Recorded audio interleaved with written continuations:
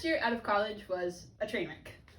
I was 23, living in a dark apartment in North Oakland with two hippies. My girlfriend was back in Oregon. We were trying long distance. It was fairly unsuccessful. I was a mess. For months, I woke up crying, went to bed crying. I cried on BART. I cried on my bike rides. I cried in the middle of the grocery store. It was the loneliest, most confusing, most depressing period of my life. But it wasn't all that bad. I'm the kind of person who really likes to lean into intense emotional experiences. I'm a writer. I'm constantly sifting through my life experiences looking for source material. I read books to get emotionally fucked up. And the thing is that pain fascinates me more than I'd like to admit. As a kid, when I was reading, I had this sinking suspicion that the characters on the page were somehow more intricate, more intriguing, more three-dimensional than I was. Ever since, I've been trying to discover my own narrative arc. And when there is an opportunity to feel exponentially, I take it. In that first year after college, there were plenty of opportunities to feel exponentially. But there's this one on this spring day. And it was a day where, everything hurts. And there's no acute reason. It's just an ambient pain. I stepped outside of work, went around the corner, sat on a street curb, and called a college friend. I was crying by then. She told me, and it was good advice, but she told me that I should move on. Keep going forward in my life. Yeah, good advice, but it was not what I wanted to hear. I hung up the phone, and I could feel the big sad swelling, the big sad, capital B, capital S. I wrapped my arms around my knees and made a small cave of my body. And I knew that I was going to surrender to the feeling that was coming. And I did.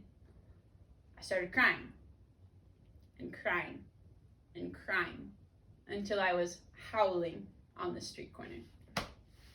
I could hear people walking, their footsteps quickening as they passed me. Don't stop to check if I was okay, or just say hello. And I don't blame them. I was unhinged. And every cell in my body ached. It was a pain reverberating everywhere. I had never felt anything like it, and I wanted it to stop immediately.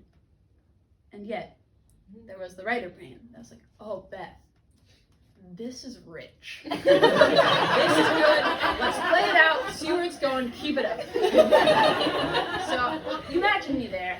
I'm sobbing on this corner, having this internal monologue, and a voice cuts through. Hey, girl! I just keep crying, stay in my cave. The voice again. Hey, girl! There can be no other girl. I look up and I see a man, seemingly homeless, standing across the street, grocery bags in one arm, staring at me. He points. You're gonna be okay. You're gonna be okay. Tears are streaming down my face. I nod. Thanks, I say, hoping my voice carries across the street. Then he asked, did some boy do this to you? I really don't want to get into it, so I nod. Yeah. Never again. You are smart, beautiful, confident. Never let them do that to you. Okay. And he starts to tell me about himself. His name's Eddie. He grew up in the neighborhood. He's half black, half Puerto Rican. Recently released from prison. And at that point, he was studying to become a reverend. I don't know if any of it was true, but it was beautiful and what I needed to hear at that moment. Eventually, we parted ways. I went back into the office, feeling so much lighter. I did not know that I really needed to be seen in that moment.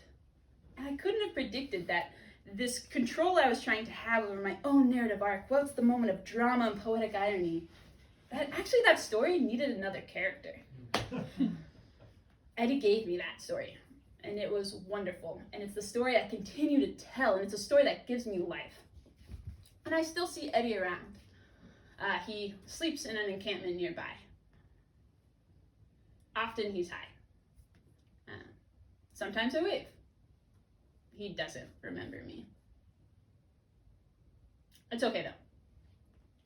I think it's fitting that the poetic climax of my story was just a footnote in someone else's day.